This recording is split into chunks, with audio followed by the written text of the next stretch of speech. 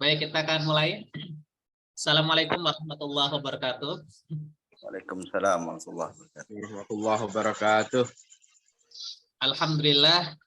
Alhamdulillahilladzi anzala al-Qur'an fi sahri Ramadan ila sayyidina Muhammad kamilul insan. Asyhadu an la ilaha illallah al-karimil mannan. Asyhadu anna sayyidina wa habibina Muhammadan abduhu wa rasuluh sayyidu walidi adnan. Allahumma sholli wa sallim wa barik ala sayyidina Muhammad wa ala alihi washabihi ajmain. Amma ba'd. Yang saya hormati, kita hormati para narasumber yang telah hadir pada kali ini. Ada 3 narasumber yang luar biasa. Pertama ada Dr. Lukman Abdul Jabbar. Beliau ini doktor bidang tafsir yang telah menyelesaikan S3-nya di UIN Jakarta.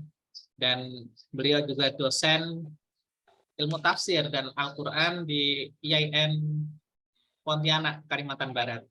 Narasumber yang kedua yaitu Dr. Nabdur Rahman Amibras. Walaupun belum sempurna doktornya, tapi kemampuannya sudah melebihi dari kedoktorannya. Jadi doktornya itu hanya sekedar formalitas lah nantinya. Beliau ini seorang Azhari, jadi lulusan dari Al-Azhar Kairo dan sengaja menempuh S3-nya di UIN Jakarta. Dan yang ketiga, semoga nanti bisa bergabung karena tadi mengkonfirmasi sedang ada di Banyuwangi, yaitu Dr. Hamam Faizin, yang juga dokter di bidang tafsir, spesialisnya terkait dengan penerjemahan dan living Quran. Yang saya hormati pula para hadirin, kolega-kolega dari SPS UIN Jakarta Angkatan 2016, dan para mahasiswa dan hadirin yang telah hadir di sini. Untuk menyapa, ada yang dari Pontianak, ini rekan Faizal Amin, ada yang dari Bima, Yai Mutawali, ada yang dari Semarang, Yai Ikhwan, ada dari Cirebon, Yai Izuddin, ada yang dari mana nih? Pariaman, Roni, ada dari Lampung, Yai Hasan, dan banyak yang tidak bisa saya sebutkan tanpa mengurangi rasa hormat kami kepada para hadirin. Baik, Zoom pada kali ini, webinar pada kali ini merupakan webinar untuk seri yang ke-7 dari 20 seri yang akan kita lakukan dalam sepanjang Ramadan tahun ini. Dan ini merupakan kerjasama antara Paradigma Institute dengan Forum Silaturahim Mahasiswa Doktoral SPS UIN Jakarta Angkatan 2016. Dan pada malam hari ini, topik yang akan kita diskusikan adalah topik terkait dengan Quran Studies, yaitu Living Quran, model interaksi masyarakat dengan Quran. Tentu narasumber ini sudah sangat capable dan ini yang perlu kita tunggu-tunggu berkas pengalamannya dan pengetahuannya terkait dengan studi tersebut. Untuk teknisnya, masing-masing narasumber dipersilakan menyampaikan kurang lebih 15-20 menit. Nanti jika ada tanggapan antar narasumber, kita persilakan. Atau jika ada hadirin yang ingin bertanya atau menanggapi dan lain-lain, kita buka kesempatan seluas-luasnya lah. Tapi tentu ada batasan waktu karena ada perbedaan waktu antara waktu Indonesia Barat, Indonesia Tengah, dan Indonesia Timur. Karena beberapa peserta yang hadir, ini juga ada yang dari Indonesia Timur, dan narasumber yang hadir salah satunya juga dari Indonesia Tengah. Tanpa panjang kalam, kita awali proses webinar pada malam hari ini dengan bacaan basmalah. Bismillahirrahmanirrahim. Dipersilakan untuk yang pertama, Syekh Dr. Lukman Abdul Jabbar menyampaikan untuk yang pertama. Silakan, terima kasih. Terima kasih. Assalamualaikum warahmatullahi wabarakatuh. Alhamdulillah wa sallallahu ala Muhammad. Narjullaha ka ja'ati ma'ana al-yawm tima'an barakah wa ja'ala tafarruqana tafarruqa maksuma. Yang saya hormati dan ucapan terima kasih kepada Dewan Pembina Paradigma Institute, inisiator webinar ini, Kiai Dr. Muhammad Hamdan. Yang saya hormati narasumber bersama malam ini, Dr. Nablur Rahman An-Nibras dan Dr. Hamam Faizin yang insya Allah mungkin semoga bisa ikut hadir dalam kesempatan ini. Oh ya, saya perlu menyapa. Ini ada hadir di sini bos saya ini, Pak Wadek IAIN Pontianak. Selamat malam, Bapak Dr. Faizal Amin. Kawan-kawan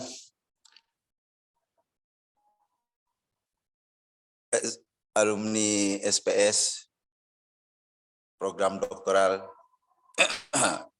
SPS UIN Syarif Hidayatullah Jakarta, para peserta webinar yang hadir yang mungkin tidak dapat saya sebutkan satu persatu asal dan jabatan serta wewenangnya. Di kesempatan ini boleh ditampilkan Kiai Hamdan. Saya sedikit membuat narasi judul ini, menimbang teori resepsi untuk riset living Quran. Oke. Tadinya kalau ada Mas Hamam, biar Mas Hamam dulu bicara, gitu kan? Oke, karena Mas Hamam juga termasuk yang sempat akrab dengan riset living Quran ini dahulunya, meskipun sudah jauh meninggalkan riset-riset seperti ini dan sudah melanglang buana kata Kiai Hamdan tadi ke berbagai daerah menelusuri madrasah-madrasah. Menimbang teori resepsi untuk riset living Quran. Oke, saya akan kita lanjut ke slide berikutnya, slide pertama, Hamdan. Saya katakan bahwa teori resepsi itu bermula dari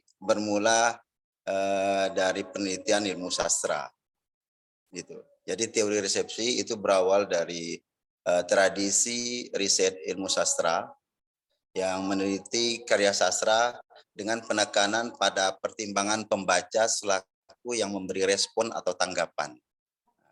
Itu awal mula teori resepsi. Nah, secara bahasa resepsi itu bermakna dapat diterjemahkan atau dimaknai sebagai penerimaan atau respon atas suatu objek. Penerimaan atau respon atas suatu objek, itu resepsi.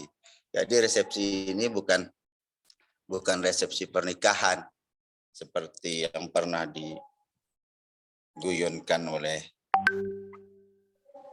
Prof. Ikhwan.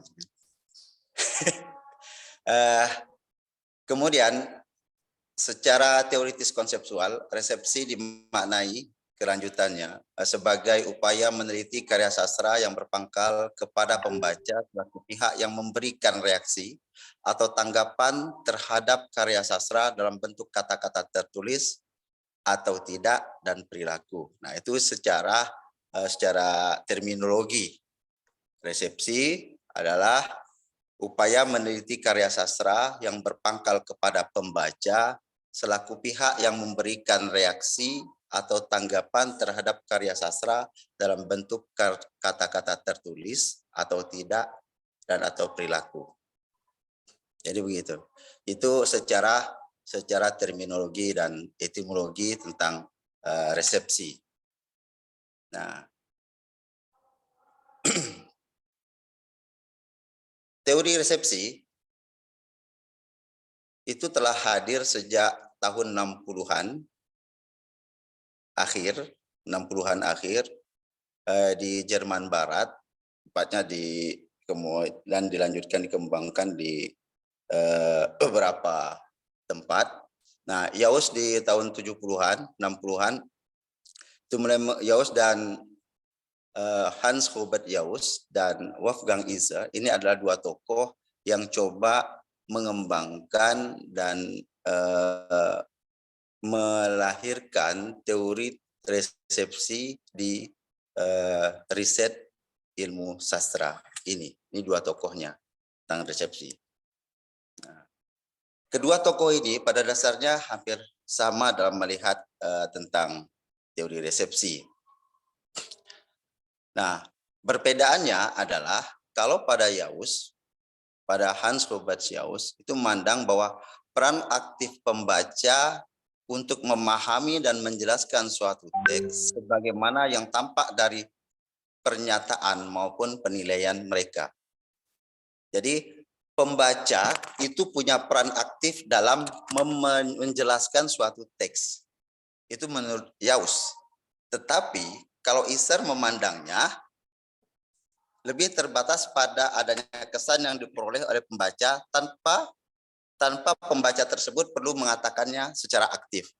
Jadi tanpa pembaca menjelaskan secara aktif, menurut Isar itu sudah bisa memberikan penjelasan kepada teks. Jadi tekanan pada Yaus itu berbeda dengan Isar. Situ bedanya.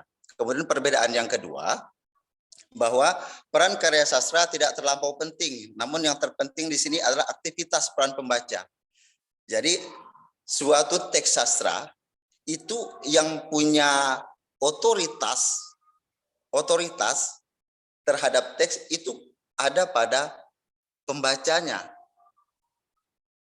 Nah, peran karya sastra tidak terlalu penting, itu menurut Yaus. Tapi kalau Isar sebaliknya, peran pembaca itu lebih besar.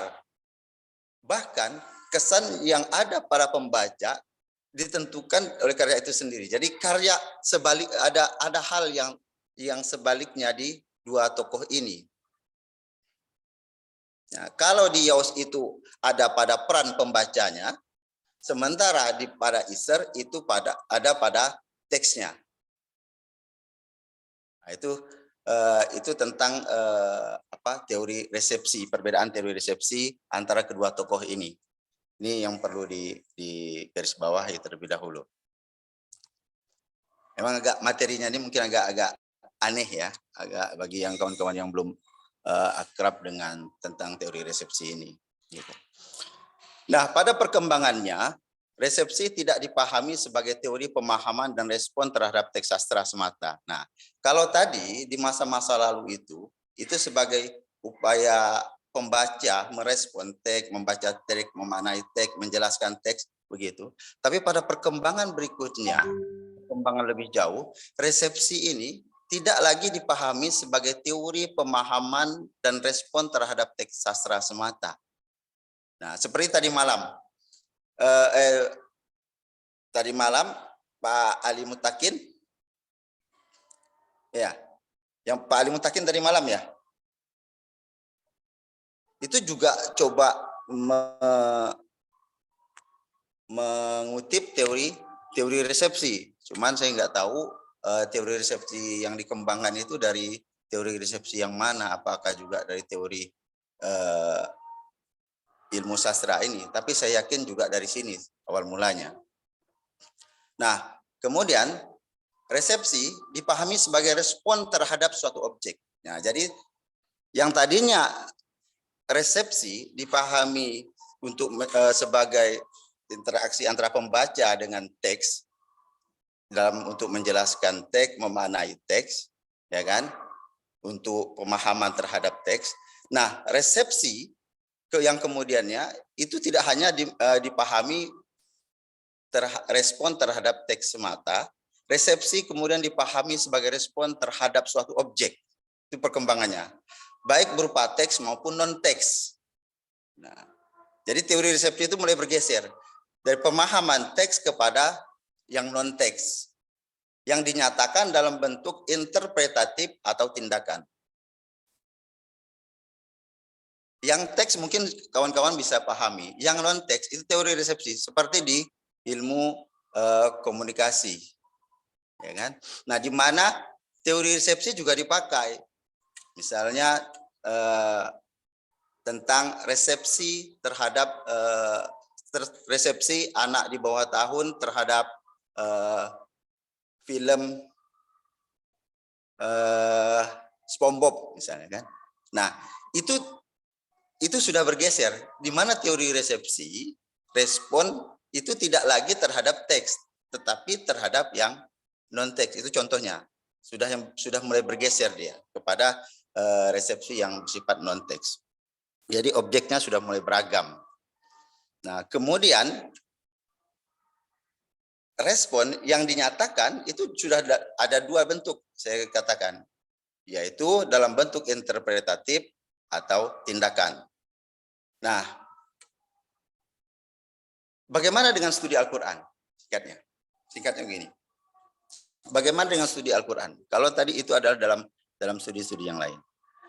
Nah, respon tadi ada dua klasifikasi yang dapat kita pilahkan. Pertama, respon interpretatif, kemudian respon tindakan. Respon interpretatif ditampilkan dalam berbagai ikhtiar penafsiran Al-Quran untuk tujuan mengungkap makna yang terkandung di dalam teks, termasuk upaya metodologi terkait. Nah, ini respon interpretatif. Maksudnya adalah respon interpretatif ini adalah respon yang dimunculkan, yang hadir dari pembaca teks atau orang yang merespon teks, itu yang dilakukan sebagai upaya untuk mengungkap makna yang terkandung di dalam teks, seperti tafsir, menafsirkan ayat-ayat Al-Quran. Nah, itu respon interpretatif. Termasuk juga respon, masuk kategori respon interpretatif itu adalah upaya konstruk metodologi pemahaman teks itu sendiri. Yang kedua, yaitu respon tindakan. Respon yang kedua dalam bentuk tindakan. Nah, pada respon tindakan inilah pula yang dikenal dengan istilah lain sebagai living Al-Quran. Living Quran. Nah, di living Al-Quran ini dapat diklasifikasi, saya mengklasifikasinya menjadi 3 bagian. Tiga bagian dari teori resepsi ini. Oke. Pertama, resepsi hermeneutik. Resepsi hermeneutik. Resepsi hermeneutik itu adalah suatu tindakan atau perilaku seseorang atau sekelompok masyarakat yang diklaim sebagai representasi dari pemahaman terhadap Al-Quran. Ini resepsi hermeneutik. Suatu tindakan atau perilaku seseorang atau sekelompok masyarakat, jadi bisa satu orang, bisa sekelompok masyarakat, sekelompok orang yang mengklaim apa yang mereka lakukan itu sebagai representasi dari pemahaman mereka terhadap Al-Quran. Misalnya, ada kasus di suatu daerah yang kalau nikah itu nggak mau satu, misal ya, nggak mau satu, nikahnya mesti 2. Asal nikah dia langsung 2, 3, 4. Kelompok masyarakat ini memahami, mereka melakukan itu sebagai pemahaman mereka, hasil pemahaman mereka terhadap Al-Quran, pengamalan ajaran Al-Quran. Nah, adanya klaim bahwa itu merupakan pemahaman mereka terhadap Al-Quran, ketika dilakukan riset, ini masuk kategori living Quran dalam resepsi hermeneutik. Termasuk juga pemahaman para napi teroris yang memahami ayat-ayat jihad dan qital, ya, mereka memahami ayat-ayat jihad dan qital dalam pemahaman yang mereka bangun, yang mereka klaim pemahaman itu adalah pemahaman mereka atas Al-Quran yang diwujudkan dalam berbagai aksi-aksi teror. Dan aksi-aksi yang mereka lakukan, tindakan perilaku yang mereka lakukan itu mereka klaim sebagai bagian dari representasi pemahaman mereka terhadap Al-Quran. Nah, itu masuk kategori resepsi hermeneutik. Yang kedua, yaitu resepsi estetik psikologis. Resepsi estetik psikologis, yaitu suatu tindakan yang menjadikan Al-Quran sebagai benda yang bernilai seni dan berdampak psikologis secara audio maupun visual. Ini suatu tindakan yang menjadikan Al-Quran sebagai benda yang bernilai seni atau berdampak psikologis, baik secara audio maupun visual. Jadi Al-Quran itu dipandang sebagai suatu benda seni. Misalnya seni kaligrafi. Al-Quran dielus-elus, dielu-elukan, dipajang, jadikan hiasan, disenangi. Itu dalam bentuk visual. Atau mendengar lantunan Al-Quran, ya kan, ada rasa nyaman. Nah, riset-riset terhadap perilaku-perilaku seperti ini dapat dikategorikan sebagai, dapat diklasifikasikan secara resepsi ini adalah masuk kategori resepsi estetik psikologis. Termasuk lomba tilawah Al-Quran, Al-Quran dilombakan menjadi benda seni, ya kan? Itu model yang kedua. Dan masih banyak yang serupa itu lagi. Kemudian resepsi kultural. Yang ketiga yaitu resepsi kultural. Suatu tindakan memperlakukan Al-Quran sebagai suatu yang memiliki kekuatan dan pengaruh dengan cara dibaca atau dimendakan. Nah, ini yang ketiga yaitu resepsi kultural. Memperlakukan Al-Quran sebagai sesuatu yang memiliki kekuatan dan pengaruh. Ini misalnya di suatu masyarakat, ada kelompok masyarakat membiasakan membaca ayat tertentu, surah tertentu, pada waktu-waktu tertentu, misal hari tertentu, malam tertentu, ya kan? Itu diyakini punya pengaruh terhadap diri dan kehidupan misalnya. Atau Al-Quran itu bendanya, tidak dibaca, seperti tadi itu dibaca. Bendanya, Al-Quran ditulis, kemudian disimpan di tempat tertentu sebagai pelindung. Atau Al-Quran seperti ada salah satu mahasiswa kami meneliti tentang ini, jimat tungkal, yaitu potongan ayat Al-Quran berisikan surah Al-Ikhlas, Al-Falaq, An-Nas, Al-Fatihah, dibungkus dengan kain hitam, kemudian dililit dengan kain, ada kain putih, dililit dengan benang putih, benang hitam, disimpan lalu dililitkan ke pinggul, kaki, tangan pada bayi dan balita sebagai penjaga, pelindung. Nah, itu perilaku masyarakat, kultur atau budaya masyarakat memperlakukan Al-Quran. Dan ketika riset ini dilakukan, ini merupakan bagian dari resepsi kultural yang saya rasa. Nah, persoalan kemudian adalah kesemua resepsi ini, baik resepsi hermeneutik, resepsi estetik psikologis maupun resepsi kultural, ini masih dalam riset Living Quran masih memerlukan beberapa teori lain. Ini akan terkait dengan pendekatan yang dipakai. Misalnya resepsi estetik psikologis menganalisis dengan pendekatan atau menganalisis dengan teori-teori psikologi. Nah, itu berarti hal-hal yang ingin diangkat, yang dianalisis adalah dari aspek psikologisnya. Bisa saja, misalnya di resepsi kultural itu mengangkat teori-teori sosiologi. Jadi di sini, di Living Al-Quran tentu memerlukan beberapa analisis teori-teori lain yang dibutuhkan, baik itu teori psikologi, teori sosiologi, antropologi, dan beberapa teori-teori lainnya yang dibutuhkan dan terkait dengan kebutuhan pendekatan riset yang dilakukan. Nah, riset Al-Quran ini penting untuk dilakukan. Bahkan Amin Al-Khuli mengkritik bahwa studi Al-Quran itu yang dirosah mahaul Al-Quran itu sangat minim, masih minim dilakukan di kalangan kita.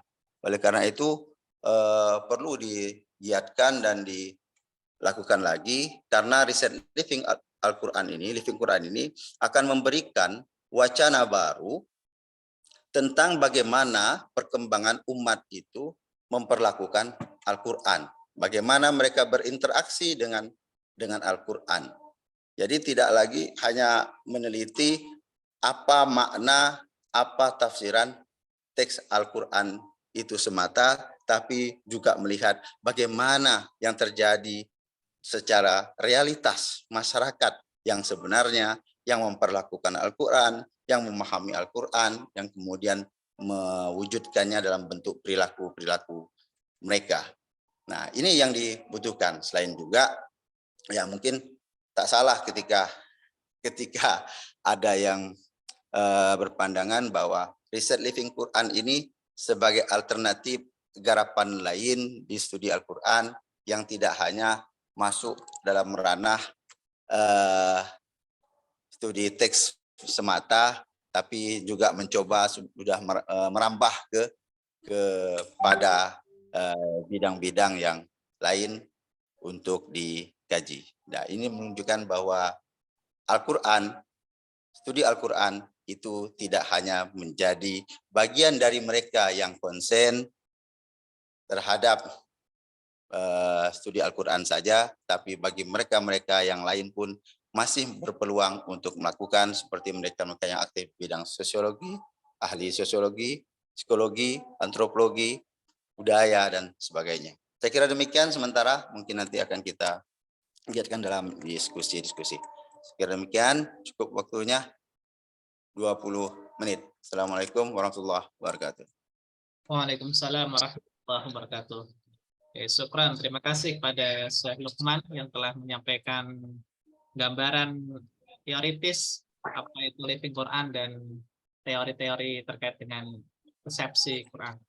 Selanjutnya dipersilakan pada Syekh Naflur untuk bisa memberikan pandangannya, dan selamat datang pada Syekh Dr. Hamam Faizin di sela-sela kesibukannya di Banyuwangi bisa menyempatkan untuk bergabung. Jadi persilakan pada Syekh Naflur untuk menyampaikan. Terima kasih. Baik, terima kasih Kang Hamdan atas kesempatannya. Yang saya hormati Dewan Pembina Paradigma Institute sekaligus rekan seperjuangan di SPS, Kang Muhammad Hamdan. Yang saya hormati juga para pemateri di malam hari ini, senior-senior yang luar biasa, Ustadz Zunal Karim, Ustadz Lukman Abdul Jabbar, dan Ustadz Hamam Faizin. Begitu pula rekan-rekan semuanya, teman-teman seangkatan di SPS UIN Ciputat angkatan 2016, dan para mahasiswa serta hadirin yang hadir pada malam hari ini. Hamdan wa syukranillah, ini sebuah kehormatan tersendiri saya bisa sedikit berbicara di forum ini. Sebenarnya saya agak ragu untuk berbicara tentang Living Quran, apalagi diapit oleh dua pemateri yang luar biasa. Ini ada Kang Lukman dengan Kang Hamam, ini praktisi langsung Living Quran, jadi rasa-rasanya agak ragu. Apalagi ini Kang Hamam juga sudah hadir. Saya lihat lihat data, kalau nggak salah ingat 2005 ini baru mulai muncul diskursus Living Quran, ya berasal dari obrolannya Kang Hamam ini sendiri. Kang Hamam, antum aja gimana Kang? Biar langsung lanjut aja. biar langsung suhunya langsung, Masya Allah. Enggak, lanjut aja.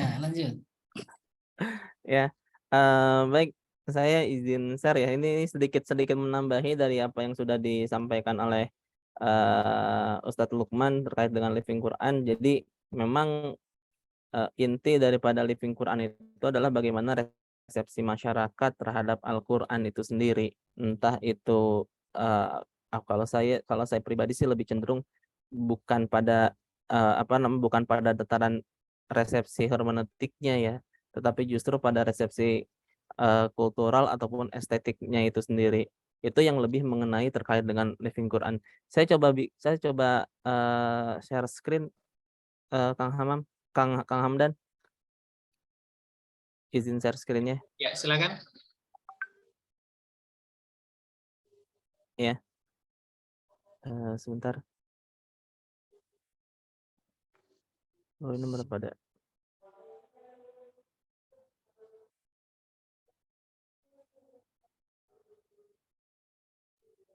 Baik. Ya ini apa namanya, ini sedikit sebenarnya ini salah satu simpel contoh-contoh kasus daripada Living Quran yang coba saya angkat pada malam hari ini terkait dengan yasinan malam Jumat, pas banget sekarang malam Jumat pula ya. Apakah ini merupakan sebuah fenomena masyarakat atau justru justifikasi bid'ah sebagaimana yang sering dilontarkan oleh beberapa pihak. Terlebih kalau kita lihat apa namanya, yasinan ini di malam Jumat memang ada dasar-dasarnya tetapi tidak kuat alias dhaif. Kita lihat pertama kalinya pembacaan surat Yasin baik yang dilakukan secara individu ataupun kelompok pada kenyataannya sudah menjadi sebuah tradisi ritual yang terlembagakan di banyak tempat. Nah ini Yasin ini tidak hanya dibaca dalam sebuah majelis taklim ternyata, tapi juga sudah diamalkan oleh banyak person secara individu. Eee, Terlebih ada banyak sekali momen-momen tertentu yang mana surat ini dikhususkan pembacaannya, misalnya pada ritual terkait dengan kematian, baik itu pra ataupun pasca. Misalnya ketika sakaratul maut itu ada apa namanya, ada sebuah hadis yang mengatakan iqra'u ala mautakum surat Yasin katanya gitu. Jadi kalau ada yang mau meninggal bacain surat Yasin. Ataupun pasca meninggalnya ini sendiri, ini yang banyak diterjemahkan dalam bentuk tahlilan gitu kan. Di Dieng ap apa namanya, tradisi ruatan atau pemotongan rambut anak gimbal di Dieng itu pun selalu dimulai dengan surat Yasin. Kepercayaan mereka kalau tidak baca surat Yasin itu, si rambut gimbal itu nggak akan terpotong. Malah yang patah bukan rambutnya tapi malah guntingnya. Itu di Dieng, di Wonosobo. Ataupun pembacaan di setiap malam Jumat. Pertanyaannya apakah penggunaan surat Yasin untuk hal-hal yang seperti ini itu bid'ah atau bagaimana? Nah, ini akan kita coba, eee, ungkap lebih lanjut. Yasinan malam Jumat ini, apa namanya, saya katakan sebagai sebuah fenomena Living Quran. Ada beberapa hadis, para hadirin terkait dengan keutamaan surah Yasin pertama kalinya. Yang pertama adalah, sebuah hadis dari Harun Abi Muhammad, dari Muqatil bin Hayyan, dari Qatadah, dari Anas. Ya. Qala Nabi sallallahu alaihi wasallam, "Inna likulli syai'in qalban, wa qalbul Qur'an Yasin. Wa man qara'a Yasin kataballahu lahu bi qiraatiha qiraatal Qur'an asyra marrat," katanya gitu. Jadi sesungguhnya katanya segala sesuatu itu punya hati atau inti, dan inti Al-Qur'an itu surat Yasin. Maka barang siapa yang membaca surat Yasin, maka Allah akan mencatat baginya pahala membaca Al-Quran 10 kali. Nah, ini hadis, diriwayatkan oleh At-Tirmizi dalam sunannya, tetapi dihukumi oleh, Syekh Albani sebagai hadis yang dhaif. Begitu pula yang kedua, eee, sebuah hadis dari Zaid bin Harish, Sana Al-Aghlab bin Tamim, Sana Ayyub wa Yunus, Anil Hasan an Abi Hurairah radhiyallahu an, qala Rasulullah sallallahu alaihi wasallam, "Man qara'a surata Yasin fi lailatul jum'ah, ghufira lahu," katanya. Jadi ini di Al-Asbahani dalam Targhib wa Tarhib ini disebutkan. Lagi-lagi ini hadisnya dhaif. Maka, sebenarnya kalau kita melihat dari sisi normatif, hadis, dasar yang digunakan untuk menunjukkan keunggulan surat Yasin dibandingkan surat-surat yang lain, ini mayoritas, terhukumi dhaif. Ini hanya 2 yang saya sebutkan di sini, sebenarnya ada banyak hadis-hadis yang, intinya menunjukkan fadhail dari surat Yasin, tetapi sayangnya itu hadisnya dhaif. Tetapi pertanyaannya adalah kenapa kok sekarang di banyak tempat surat Yasin ini seolah lebih diutamakan dibandingkan yang lain, gitu. Nah, ini fenomena inilah yang sebenarnya masuk dalam ranah, Living Quran. Di sini sebelum kita tadi sudah disampaikan pula oleh, Ustadz Lukman bahwasanya resepsi Al-Quran pada dasarnya terdiri dari 3 jenis, ada resepsi hermeneutik, resepsi kultural, ataupun estetik. berbicara, yang saya katakan di awal, Living Quran lebih cenderung masuk kepada sesi yang resepsi yang 2 terakhir, yaitu kultural atau estetik. Resepsi kultural bagaimana Al-Quran mampu mempengaruhi kultur masyarakat yang ada. Kita melihat betapa banyak sekarang majelis-majelis Al-Quran. Kita melihat betapa banyak sekarang pondok-pondok Al-Quran, termasuk yang digagas oleh salah seorang rekan kita, Mbak Oki, Mas Kanul Hufaz. Itu pun merupakan bagaimana Al-Quran itu membumi di tengah-tengah masyarakat. Yang selanjutnya ini yang apa namanya, yang terkait dengan estetik tadi yang sudah disampaikan oleh Ustadz Lukman, bagaimana respon masyarakat terkait dengan Al-Quran dari sisi estetiknya. Ini banyak mengenai seni, sebenarnya tidak hanya terkait dengan audio visual saja, audio ataupun visual saja, tetapi ini pun dalam bentuk benda. Misalnya kaligrafi dan lain sebagainya. Bahkan mungkin saya masih sangat ingat semasa saya masih kecil, setiap rumah itu selalu ada sajadah yang ditempel di dinding rumah, tulisannya surat Yasin. Entah itu surat Yasin ataupun ayat-ayat Al-Quran. Ini pun bentuk daripada resepsi Al-Quran itu sendiri.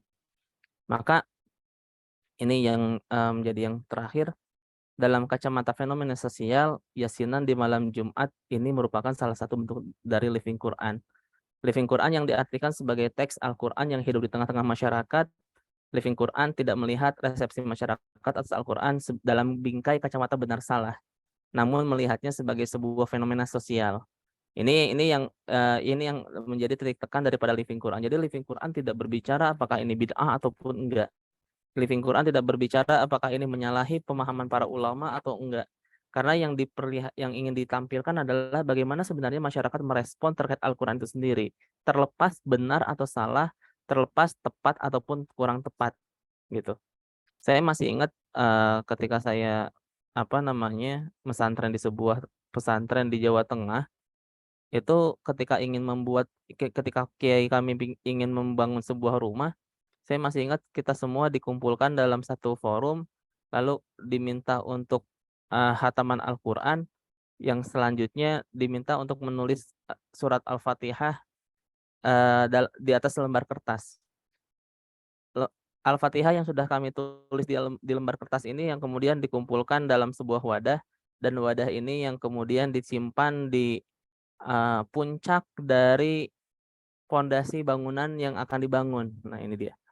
Waktu itu saya masih kurang paham kenapa itu dilakukan, tapi kemudian di kemudian hari, oh inilah kemudian yang menjadi sebuah fenomena tersendiri.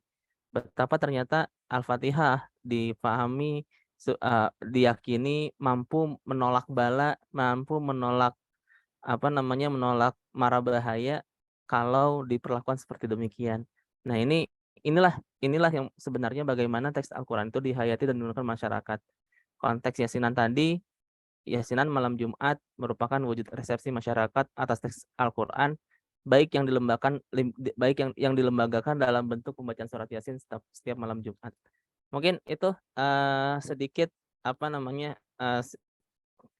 simple case ya, kasus sederhana bagaimana Living Quran ini bermain di tengah-tengah masyarakat. Selanjutnya saya ingin mungkin Ustadz Kang Hamam yang akan lebih mengeksplor terkait dengan diskursus ini, insyaallah. Syukran. Assalamualaikum warahmatullahi wabarakatuh. Waalaikumsalam warahmatullahi wabarakatuh. Luar biasa sekali apa yang telah disampaikan Syekh Nabdur, yang mencoba sudah masuk ke topik-topik bahasan Living Quran ya, dan akan melengkapi apa yang disampaikan Syekh Nabdur. Ini dokter yang sudah dinyatakan sebagai ahlinya Living Quran yang dalam kesibukannya sudah menyempatkan. Kami persilakan kepada Syekh Dr. Hamam Faizin untuk bisa memberikan pencerahan kepada kami sekaligus keberkahan-keberkahannya. Kami persilakan. Merasa nggak kelihatan nih. Oke. Assalamualaikum warahmatullahi wabarakatuh. Bapak-bapak, ibu-ibu, para kiai, para bunyai yang hadir di Zoom ini. Saya kira saya sudah tidak up to date lagi mengenai perkembangan Living Quran ya. Karena saya mungkin menulis Living Quran itu 2005 dan setelah itu saya melupakannya. Gitu ya, melupakannya terus ternyata berkembang lebih dasar dari yang saya bayangkan. Karena saya dulu mikirnya itu sederhana.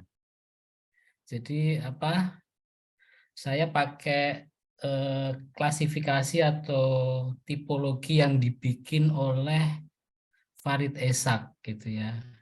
Farid Esak itu membagi beberapa bagian bagaimana umat Islam dan bahkan non-Muslim itu mendekati Al-Quran. Yang di umat Islam itu dibagi menjadi 3. Yang pertama adalah uncritical lover. Jadi Al-Quran sama umat Islam itu diibaratkan sebagai kedua pasangan kekasih ya. Jadi Al-Qur'annya kekasih, kemudian umat Islam yang mencintai. Nah, di lingkaran umat Islam ini ada yang uncritical lover. Jadi ada pecinta yang tidak kritis. Kemudian yang kedua ada scholarly lover, pecinta yang akademis. Kemudian yang ketiga adalah critical lover, pecinta yang kritis. Pecinta yang kritis ini diwakili oleh sarjana-sarjana Muslim yang kritis, yang mencoba mempertanyakan, bisa jadi mempertanyakan otentisitas Al-Quran, atau mempertanyakan asal-usul Al-Quran, dan juga menafsirkan Al-Quran di luar pakem para ulama terdahulu. Itu terkategori critical lover. Yang di Mesir mungkin diwakili oleh Nasir Hamid, kemudian di mana tuh Arkun tuh mana? Prancis ya, diwakili oleh itu, kemudian ada Hasan Hanafi. Nah, yang scholarly lover ini adalah pecinta yang selalu menunjukkan keindahan Al-Quran ya. Ya kalau banyak itu wakilnya banyak kayak Asy'arawi itu ya, Wahbah Zuhaili, itu pecinta yang akademis. Nah, kemudian yang uncritical lover ini pecinta yang tidak kritis, pecinta biasa, level biasa begitu, dan dia mencintai Al-Quran secara buta, membabi buta, kadang juga tanpa ilmu begitu. Nah, uncritical lover ini saat itu saya berpikirnya uncritical lover ini menjadi objek penelitian yang belum tergarap begitu. Itu belum tergarap. Nah, uncritical lover ini memperlakukan Al-Quran tadi sudah, kemudian akhirnya berkembang kan teorinya. Tadi Pak Lukman sudah membagi resepsi itu ya. Resepsi ada resepsi hermeneutis itu tafsir, kemudian resepsi estetis mungkin diwakili dengan karya kaligrafi, kemudian Pak Lukman ada resepsi kultural. Kalau Pak Rafiq itu menyebutnya sebagai resepsi performatif. Jadi resepsi yang diwujudkan dengan tindakan. Nah, itu berkembang berikutnya ya, dan itu belum ada pembagian itu saat saya menulis Living Quran di tahun 2005.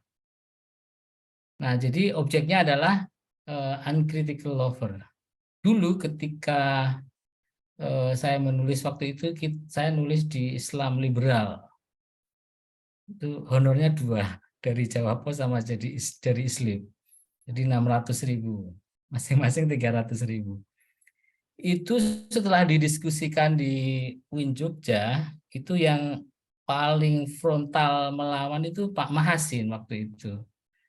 Jadi ketika Al-Quran digunakan sebagai jimat atau digunakan sebagai jimat, kemudian doa-doa yang untuk ngusir anjing, bikin masakan lebih enak, itu justru bukan living Quran, itu dead Quran. Qurannya mati. Karena tidak difungsikan, tidak ditafsirkan untuk sebuah perubahan atau revolusi begitu ya. Nah, setelah itu saya sudah tidak tahu perkembangan berikutnya. Nah, cuman berikutnya saya kemudian mencoba ikut seminar itu di Jogja, itu juga menggali tentang Living Quran. Saya kumpulkan beberapa artikel ya, beberapa artikel yang saya ambil dari jurnal-jurnal internasional, itu sudah saya tulis dan sudah ada di Edu Akademia. Coba saya share ya. Saya bisa nge-share nggak? Bisa ya. Bentar.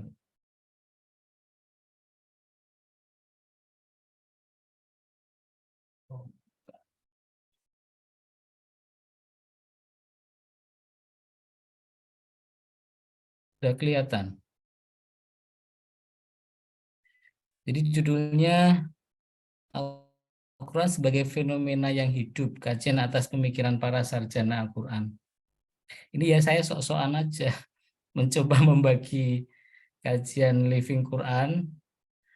Jadi diawali jadi ketika itu 2015 saya nulis Living Quran di ISLIP, kemudian ditanggapin oleh kakak kelas saya, Pak Islah Gusmian.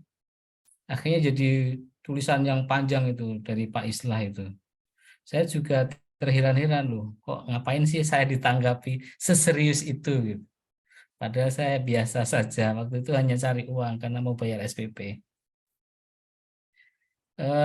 Sebentar, saya mencoba membagi itu ada dua. Satu, jadi gini,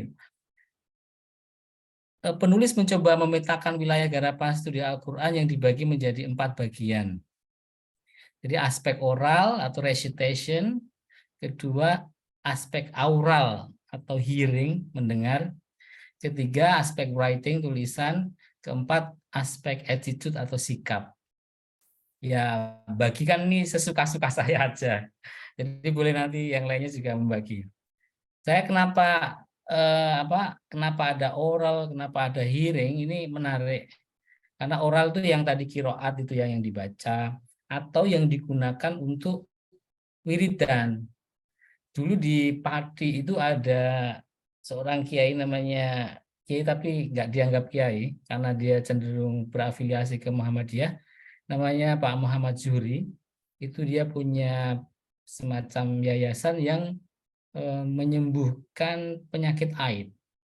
Di situ dia punya ritual wiridan dan itu tidak hanya berlaku untuk Muslim tapi juga non Muslim.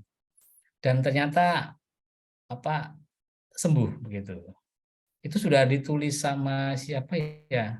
Orang Barat sudah banyak itu. Peter Riddle udah nulis itu, kemudian Bruce Lawrence juga nulis di dalam buku Quran Short Introduction itu ada. Kemudian yang aural hearing ini ternyata tidak hanya manusia, tapi tumbuhan juga bekerja. Misalkan kemarin tahun berapa ya, 2018 itu anak Mandua Kudus, ini Pak Hamdan alumni Mandua Kudus, itu meneliti kayak wortel itu apa sih yang hijau itu. Jadi ada dua tanaman dibandingkan ya. Satu tanaman dikasih bunyi-bunyian Al-Quran, yang satunya dikasih bunyi-bunyian instrumen, lagu instrumen. Dan ternyata yang tumbuhnya bagus itu yang pakai Al-Quran. Nah, itu juga menarik. Kemudian kalau tulisan ya kaligrafi, keempat attitude itu sikap macam-macam, misalkan kayak orang khataman sambil berjalan gitu ya. Dan sebagainya itu banyak sekali yang dari Pak Rafiq itu disebut dengan resepsi performatif ya. Nah, dari situ semua saya semakin menyimpulkan begini. Tidak ada ilmu yang berdiri sendiri sebetulnya. Jadi semakin ke sini itu batas-batas keilmuan itu semakin blur. Jadi orang tidak bisa menguasai satu keilmuan dan orang harus semakin berkolaborasi dengan ilmu yang lainnya gitu. Nah, di Living Quran ini garapannya sangat luas. Kayak tadi Pak Lukman sebutkan itu harus pakai harus tahu teori sosiologinya, harus tahu teori antropologinya, bahkan psikologi juga. Dan itu di luar, di Malaysia sudah banyak yang mengkaji efek pembacaan Al-Quran terhadap kesehatan orang, kemudian Quranic healing. Quranic healing itu dulu masih dianggap sebagai pengobatan alternatif, tapi sekarang sudah tidak alternatif lagi. Dia sudah mungkin sudah medis begitu, sudah dianggap medis gitu. Saya kira itu ya.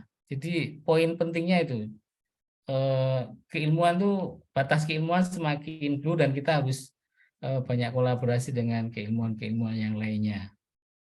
Itu Pak Hamdan, saya nggak bisa panjang lebar karena yang itu yang saya tahu. Yang belakangan yang mestinya banyak itu ya Pak Lukman itu.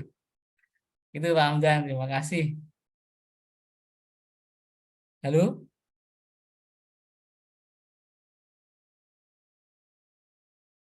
Silakan.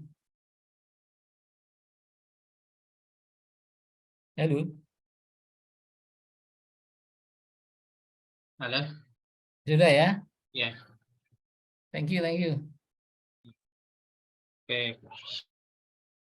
Baik, terima kasih apa yang telah disampaikan.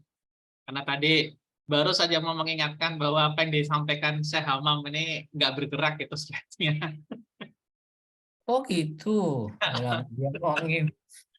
Ya nanti sudah di-searching sendiri ya apa yang Iya, telah iya, iya. disampaikan. Karena Syekh Hamam ini pada hadirin, sebelum ada buku dan hal-hal lain berkaitan dengan Living Quran, beliau sudah membuat artikel tentang Living Quran dan didiskusikan oleh para dosen studi Quran.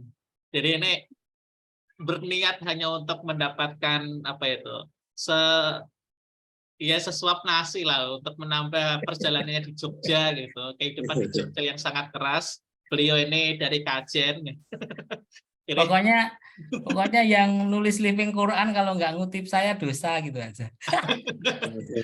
jadi ibaratnya bidan tapi nggak memiliki sertifikat waktu itu gitu. Iya.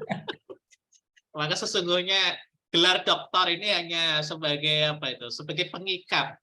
Jadi dokter yang disandangnya itu belum dokter ya, belum status dokter, tapi sesungguhnya kepakarannya sudah di atas dari dokter. Kira-kira demikian.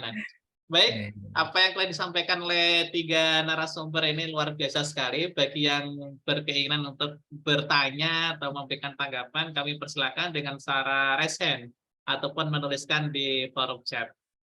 Dipersilakan.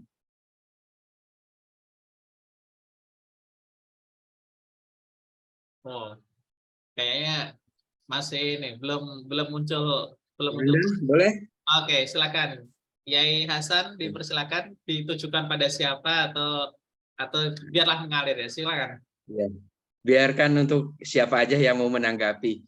Ini baru ini saya ada kawan seorang Chinese Katolik, ya, dia suka hikmat, ya, suka pengobatan alternatif.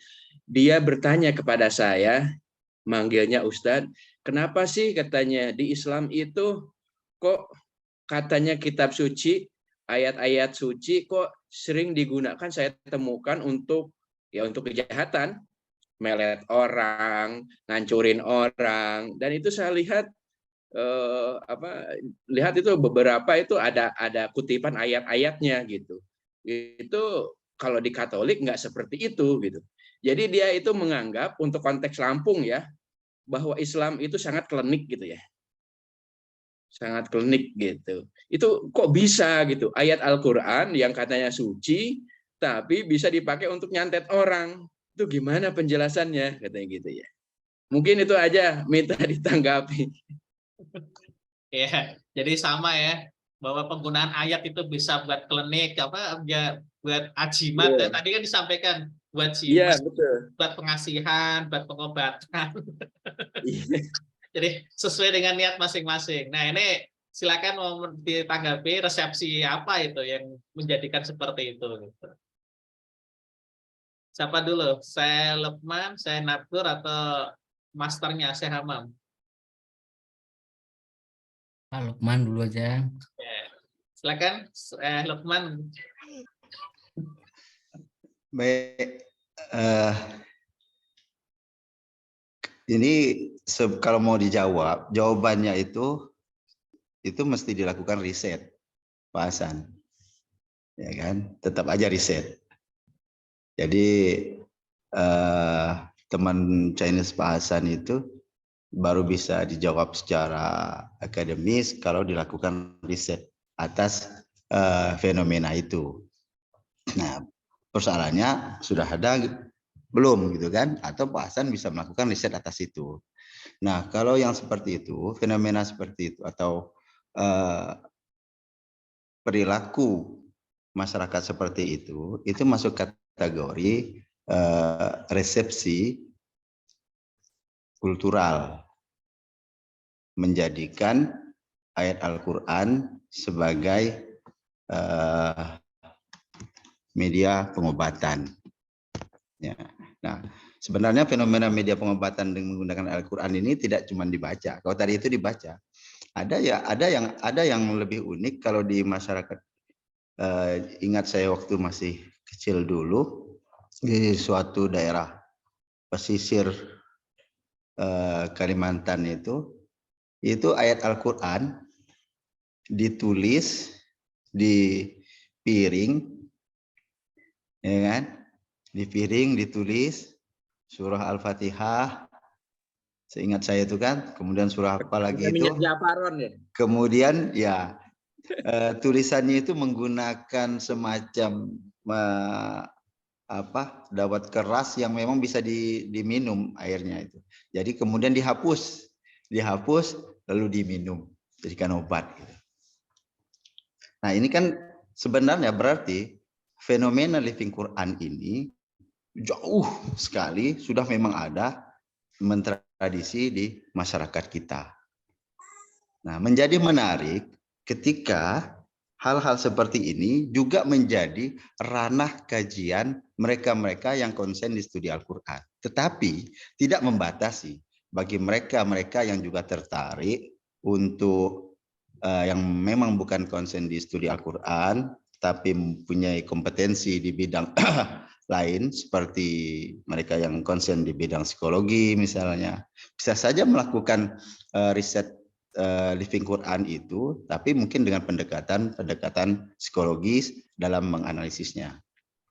Nah, gitu saya rasa tuh Pak Hasan. Jadi ya, itu menarik. Boleh Pak Hasan tuh buat riset untuk kasus itu. Kalau Kermani itu juga pernah, Navid Kermani, sebagaimana yang dikutip oleh Nurul Khalis Setiawan, itu cuman terhadap teks ya, studi teks di mana berdasarkan Turos bahwa masyarakat Muslim awal itu ada resepsi, mengalami juga resepsi estetis, kata Navid Kermani, di mana ayat Al-Quran itu dibacakan, membuat luluh hati, nyaman hati, tenang hati, seperti kasus Umar bin Khattab gitu, kata Kermani. Jadi memang luar biasa. Dan kalau beranjak kepada teori-teori neuroscience misalnya, ya kan, Inayat Khan misalnya kan, bahwa menurut Inayat Khan itu sesuatu itu dapat memberikan pengaruh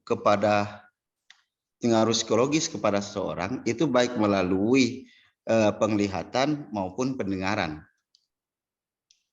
Nah, Rahman mengatakan bahwa lobus temporal pada diri seseorang,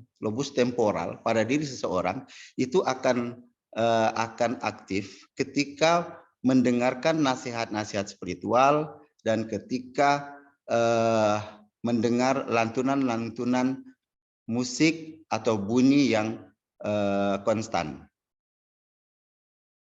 Ketika dia dengar, nah itu memberi pengaruh. Jadi termasuk kasus kuda lumping gitu. Bagaimana orang bisa menari tidak sadar. Nah, itu karena ada penerimaan dari lobus temporal pada diri manusia, itu secara neuroscience. Tetapi Al-Quran juga punya potensi itu. Al-Quran juga punya potensi itu. Jadi makanya ketika kasus tadi melihat ada orang yang punya penyakit psikologis kemudian dibacakan Al-Quran, mereka meresponnya, itu akan mengalami perubahan-perubahan secara psikologis. Tetapi saya membuktikan juga pada riset tahun 2006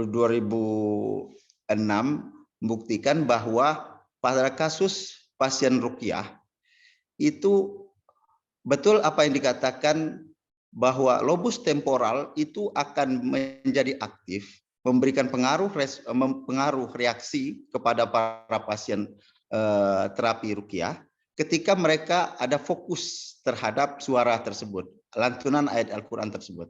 Tetapi berbeda pada kasus beberapa pasien terapi ruqyah yang mereka tidak fokus, yang mereka datang di terapi itu, mereka datang tapi pikiran mereka kemana? Tidak fokus terhadap bunyi meskipun mereka tidak paham. Jadi mereka justru malah berpikir yang lain.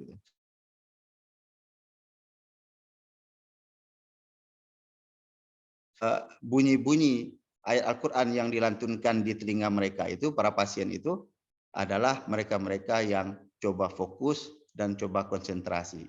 Itulah hal-hal lain yang mungkin dapat diungkap sedikit merespon Pak Hasan. Menarik Pak Hasan. Terima kasih. Mungkin yang lain, Mas Hamam dengan Kang Nabdur, silakan. Ya, silakan. Siapa? Syekh Nabdur? Syekh Hamam? Iya, oke. Begini, Mama, saya dulu pernah bertanya seperti itu. Kenapa dipakai jimat, kemudian dipakai untuk, saya nggak tahu kalau Al-Quran dipakai untuk nyantet itu bisa nggak. Tahu saya penangkal santet, pengasihan itu masih bisa.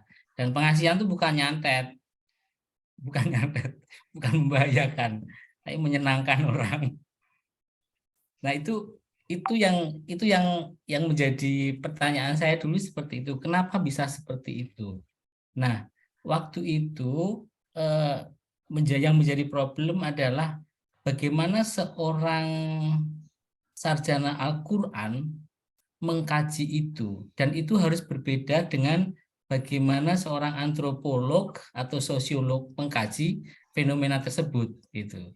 Jadi yang sarjana Al-Quran harus mampu menghubungkan antara peristiwa itu dengan peristiwa-peristiwa preseden sebelumnya.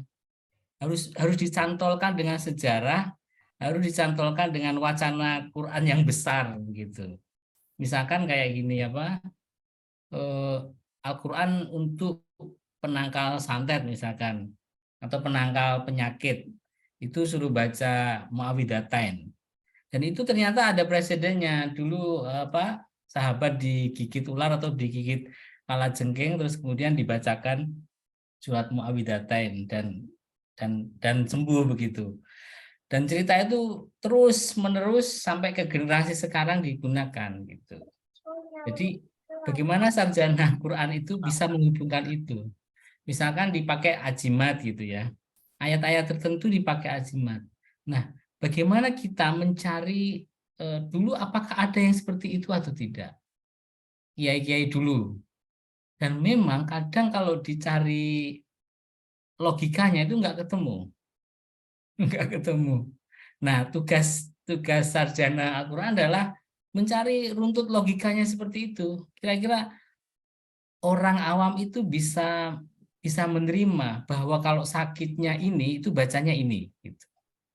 Karena di dalam ayat tersebut mengandung ini begitu. Ada mana anak angkatan saya itu di IIKI, namanya Ziyadul Haq, itu sedang mengembangkan metode struktur Al-Quran yang itu dihubungkan dengan psikologi. Itu ternyata teori atau pengetahuan itu ditemukan oleh ya mungkin anak buah mereka atau santrinya menganggap kiai ya, itu ternyata ditempuh dengan tirakat yang panjang sehingga dia menemukan pengetahuan itu. Dan sama murid-muridnya dituliskan di dalam buku dan diteorikan secara rapi. Contoh misalnya begini, dilihat dari tanggal lahir. Anda tanggal lahir berapa? Misalkan tanggal lahir sekian, dilihat dari strukturnya, oh berarti Anda bacanya ini. Juz sekian sampai juz sekian. Dengan membaca itu, Anda tidak mudah sakit. Gitu. Ada yang menarik, Yasin.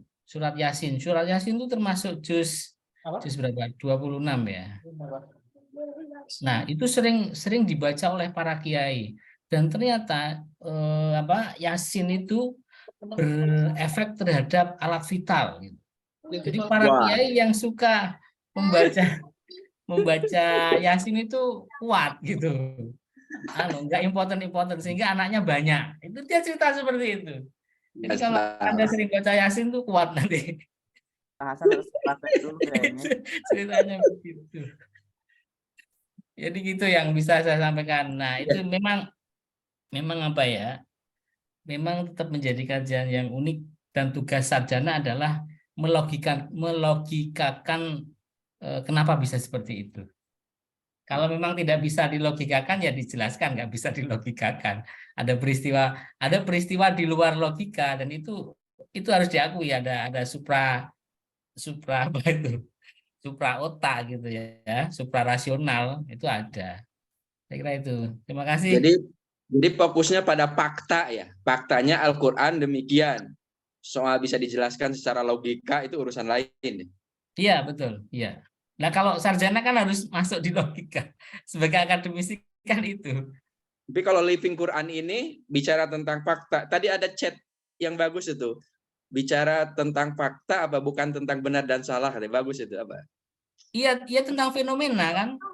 Fenomena kan ya. Iya, bukan benar atau salah, bukan. Iya. Jadi kalau Anda nanya misalkan Al-Qur'an dipakai untuk apa? Untuk santet benar atau salah, bukan wilayah kita, bukan wilayah Living Quran gitu. Saya kira itu ya, Pak. Sip. Terima kasih, Pak Hamam. Terima kasih, saya Hamam yang telah memberikan tanggapan. Ustaz Abdul mau ikut menanggapi? Tercover udah. Oh. Tapi ada satu hal yang menarik ini, saya Hamam di daerah Panturaan ya, bahwa pesantren Quran itu sekarang trennya membuat air minum kemasan. Nah, air minum kemasan ini dalam promosinya selalu dikampanyekan begini. Ini air kemasan, sebelum dikemas dibacakan khataman 30 juz. Nah, gitu. Nah, akhirnya apa? Promosi model seperti ini, masyarakat kan bukan karena airnya gitu. Tapi Ya, karena khataman Qur'annya mereka membeli air. Air ru'yah. Ya. Air ru'yah kalau di Lampung. Ya, apakah itu kalimatnya air ru'yah atau apa? Kita pun sebetulnya nggak tahu ya benar dibacakan atau tidak itu. Tapi kan kampanye promosi yang disampaikan, tren banyak sekali pesantren-pesantren Quran sekarang itu memproduksi air kemasan itu, air minum kemasan. Nah, jadi ini kan menarik gitu loh. Ya. Jadi gini, saya pernah baca artikel itu bagus dia komen. Jadi selama Al-Qur'an itu dianggap sesuatu yang supram, yang super ya, pasti dia akan diperlakukan secara maksimal. Jadi ketika ada barang ketemplean Al-Qur'an, itu pasti akan dihargai. Ketempleannya itu dibacakan begitu ya, kayak tadi dibacakan Al-Qur'an, kemudian dijual, pasti dia akan dihormati. Dan itu dalam teori ekonomi yang berhubungan dengan keagamaan itu pasti laku keras. Misalnya kayak haji gitu ya. Itu dana haji itu meskipun dalam kondisi COVID itu tetap lancar untuk daerah-daerah tertentu misalkan di NTB, Kalimantan. Begitu juga dengan air aqua yang dibacakan Al-Qur'an. Ketika ketemplean Al-Qur'an, dia menjadi entitas yang bernilai lebih dari yang tidak dibacakan Al-Qur'an. Nah, itu juga termasuk kajian Living Quran gitu. Saya kira itu. Mantap. Baik, masih ada yang ingin menyampaikan? Kalau tadi kan dari Ibu Saukiyah ya yang begitu luar biasa memberikan penjelasan. Nah, kalau Kang Hamdan, oke, itu silakan. apa namanya terkait yang barusan, ini sempat ini tiba-tiba keinget. Jadi beberapa waktu yang lalu saya sempat ngobrol sama Prof. Said Agil. Saya bilang, Prof, gimana menurut antum, Prof? Entah kenapa tiba-tiba terpikirkan, bisa nggak ya kita bikin kajian komparatif antara air yang sudah dibacakan Al-Quran dengan air yang sudah dibacakan mantra. Kira-kira mana yang lebih efektif? Yang lebih efektif untuk menyembuhkannya yang mana kira-kira? Respon beliau gini, duh, lebih baik jangan deh. Nanti kalau diterbitkan itu malah jadi kontroversi di publik. Respon beliau gitu. Saya tiba-tiba keinget aja. Memang apa namanya kalau ada kajian, ada yang mau mengkaji terkait dengan air yang sudah dibacakan ini, apakah nanti ada perubahan molekul atau seperti apa dan bagaimana apa namanya pengaruhnya dalam kesehatan. Sepertinya ini menarik juga untuk apa namanya untuk sebagai penguat dari Fadhail Quran itu sendiri kayaknya. Syukran. Ya, Yang Ibu Syaukiah itu, Pak Hamdan, ya, silakan. atau kasih kesempatan bicara dulu. Oh ya. Oke, silakan Ibu Sofia. Karena Gimana? chat kita kan menggunakan device-nya beda-beda ya antara laptop Ya, dan HP. Mungkin bisa menyampaikan secara langsung suara atau dengan video. ya. Kurang Oh, ini tetap Oh, nggak ada. Oke. Jadi ini Kalau enggak gini. Di living benar kata tadi kan sudah disampaikan Mas Hamam dengan Kang Nablur juga kan. Sudah ditanggapi. Ya memang wilayah di living Quran itu tidak ada klaim benar ataupun salah. Tetapi di sini Bu Syaukiah juga menyatakan setidaknya di sini ada upaya untuk memberikan pemahaman kepada masyarakat, ya kan, untuk memastikan arah benar tidaknya itu tindakan itu. Nah, justru di living Quran itu tidak masuk pada ranah klaim jas itu yang sudah ditegaskan. Nah, tetapi manfaat dari riset living Quran inilah yang akan menjadi pertimbangan para hujjah hukum, pemberi hujjah hukum, di mana hasil riset living Quran ini mengungkap apa yang real dari masyarakat, latar belakangnya, sebabnya, dan segala hal yang terkait dari perilaku masyarakat dalam berinteraksi dengan Al-Quran. Hingga ketika menetapkan jas itu sesat ataupun tidak pun, itu didasari dasar riset Al-Quran ini bisa menjadi dasar untuk memberikan hujah itu. Nah, tapi itu bukan di ranah riset living Quran. Kita tegaskan sekali lagi itu pada langkah selanjutnya. Silakan aja pada kelompok-kelompok majelis ulama misalnya, tapi riset living Quran ini menjadi rekomendasi hasil untuk jadikan pertimbangan. Sekira itu Bu Syaukiah. Ya, terima kasih pada saya Lukman yang telah memberikan tanggapan. Masih adakah kira-kira? Kalau waktu ini sudah lewat jam 10:30 ya, jam 11 kurang 15. Nanti bisa sahur. Sahur di sini nggak bisa kita. Kalau ini tanggapan Bu Sofia ini berarti living Quran itu lebih pada kajian sosiantropologis ya terhadap Quran. Ya. Ini sosiantropologisnya. Baik. Sudah cukup kira-kira? Cukup. Cukup. Yang di Banyuwangi sendirian ngapain ya? Sudah capek mau tidur. Oh, baik. Saya Lokman ini sudah menjelang pergantian hari ini, jam 12 itu jam Pontianak. Sedang riset living Quran di Banyuwangi, kan terkenal itu. Banyuwangi ini dekat situ Bondo ini. Iya. Banyuwangi dekat situ Bondo ini. Wah, betul. Hampir ini. Terima kasih pada para narasumber, kita berikan aplaus bersama-sama ya. Alhamdulillah. Terima kasih semuanya. Ya. Allah. Terima kasih. tanpa harus saya menyimpulkan, paling tidak hadirin semuanya sudah bisa mencerna ya, bisa memahami apa yang telah disampaikan pada 3 narasumber.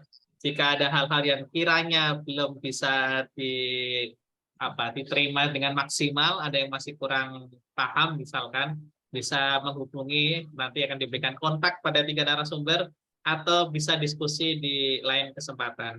Dan kami informasikan di session berikutnya, kita sudah akan memasuki session politik kembali pada hari Senin.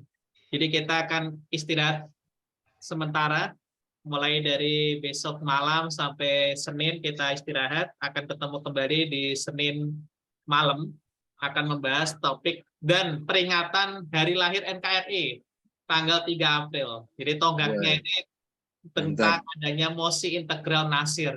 Dan kita akan mengundang tiga pengamat politik ya, 3 doktor politik dari Gorontalo, dari Garut, dan dari mana, lupa salah satunya.